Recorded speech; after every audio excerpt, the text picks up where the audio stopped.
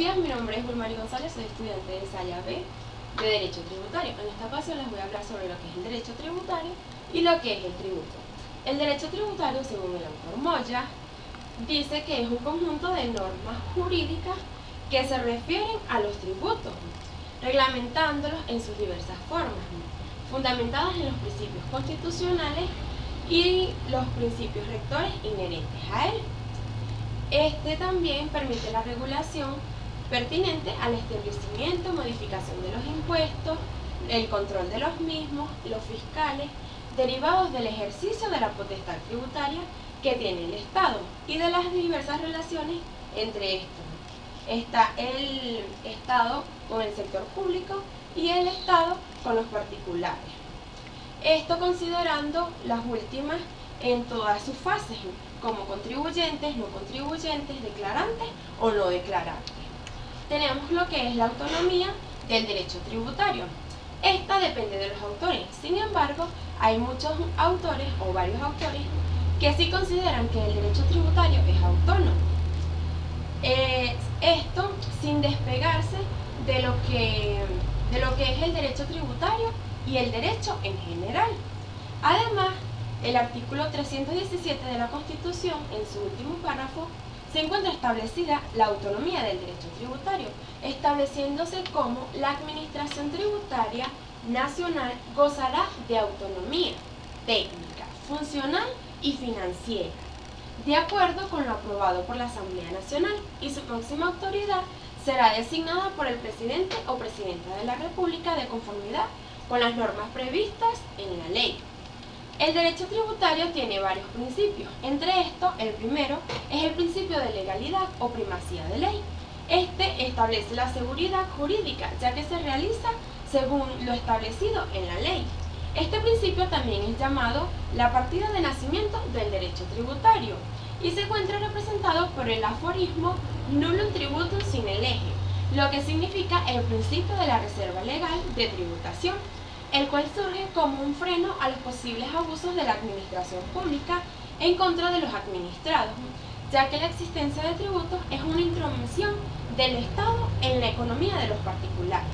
Este principio tiene su fundamento constitucional, establecido en el artículo 317, el cual establece que no pueden cobrarse impuestos, tasas y contribuciones sin que estos no se encuentren establecidos en las leyes. Además, no se debe conceder rebajas, excepciones, ni otras formas de incentivos fiscales, salvo aquellos que estén previstos en la ley. Además, ningún tributo puede ser o puede tener efecto confiscatorio. También toda ley tributaria debe fijar su lapso en entrada en vigencia. En ausencia de esta, se fijarán 60 días continuos para que ésta entre en vigencia absoluta. Asimismo, el artículo 3 del Código Orgánico Tributario establece que solo a las leyes corresponde regular la sujeción a las normas generales de este código, es decir, que solo lo que esté establecido en una ley se puede regular. El otro principio es el de generalidad. En este se busca que todo el colectivo en general contribuya al sostenimiento de lo que es la carga pública, es decir, de los tributos, encontrándose así tipificada en el artículo 133 de la Constitución, el cual dice o establece que toda persona tiene el deber de coadyudar a los gastos públicos mediante el pago de impuestos, tasas y contribuciones que estén establecidas en la ley.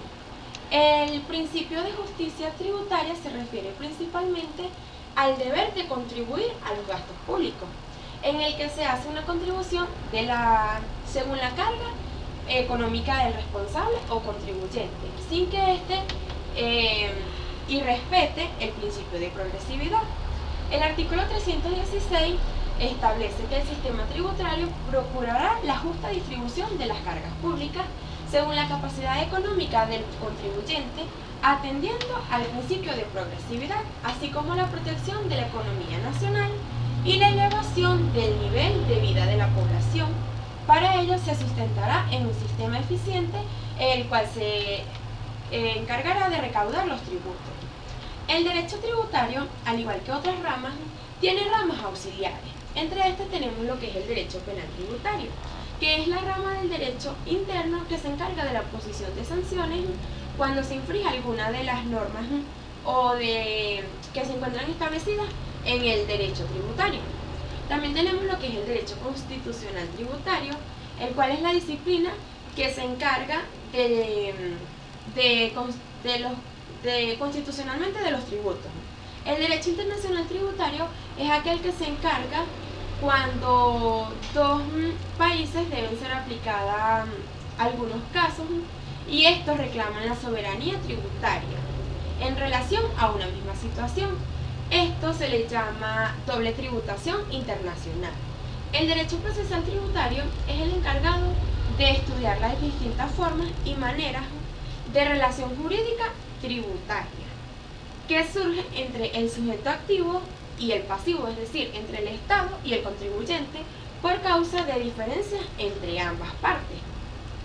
El otro tema a tratar es el tributo, el cual es la prestación en dinero que el Estado exige en su ejercicio de poder en virtud de una ley para cubrir los gastos de la demanda del cumplimiento de sus fines.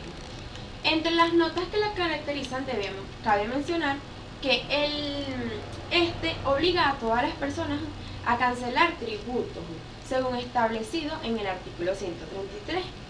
El tributo grava una determinada manifestación de capacidad económica, ya que éste se hace de acuerdo a la capacidad económica del contribuyente. El tributo generalmente tiene carácter monetario, según establecido en el artículo 317 de la Constitución. El tributo consiste generalmente en no constituir una sanción de un ilícito, sino que el mismo tiene fines propios. Además, el tributo no tiene carácter confiscatorio, con excepciones en la ley. El impuesto como categoría tributaria son aquellos tributos que se exigen sin contraprestación, cuyo hecho imponible está contribuido por negocios, actos o hechos de naturaleza jurídica o económica, que ponen en manifiesto la capacidad contributiva del obligado como consecuencia de la posesión de un patrimonio, la circulación de los bienes o la adquisición o gasto de la renta. Entre las clases de impuestos tenemos los que son subjetivos y objetivos, periódicos e instantáneos, y los directos e indirectos. Los directos a su vez se dividen en impuestos personales y reales. Esto fue todo, gracias.